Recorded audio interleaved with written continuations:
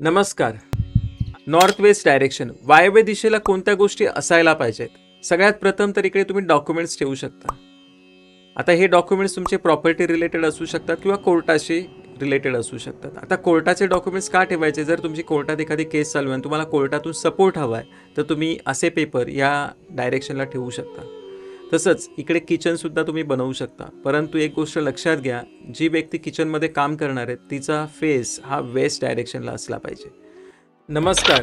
जर तुम्हाला वास्तू, ॲस्ट्रोलॉजी, न्यूमरोलॉजी रिलेटेड काही समस्या असतील तर तुम्ही मला कन्सल्टन्सीसाठी खाली दिलेल्या नंबरवरती कॉन्टॅक्ट करू शकता किंवा तुम्ही मला व्हॉट्सॲपला एक मेसेज करा, तुम्हाला रिप्लाय नक्की येईल.